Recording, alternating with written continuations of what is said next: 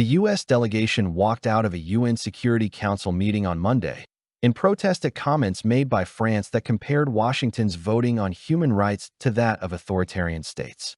The diplomatic row was initially sparked last week when the U.S. joined North Korea and Russia in voting against extending Volker Turk's term as UN High Commissioner for Human Rights. After the vote on Friday, France's UN mission criticized the U.S. and compared it to North Korea and Russia. The U.S. used to be a beacon of human rights. Not anymore, it posted on X.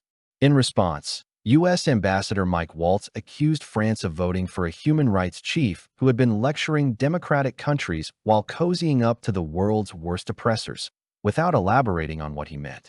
Turk has criticized Russia's war in Ukraine and Israel's military conduct in Gaza. The U.S. team's walkout came while France's Ambassador Jérôme Bonifant was speaking during an Emergency Security Council meeting on Russia's war in Ukraine. U.S. Ambassador Dan Negria said the delegation would continue to make similar protests until France renounces their condescending and disrespectful rhetoric.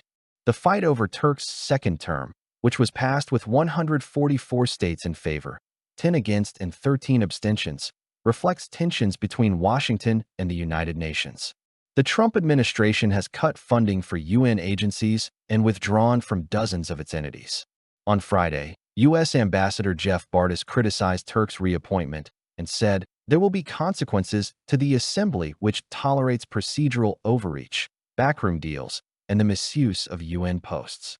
The United States will immediately reassess our engagement, participation, and funding, he said.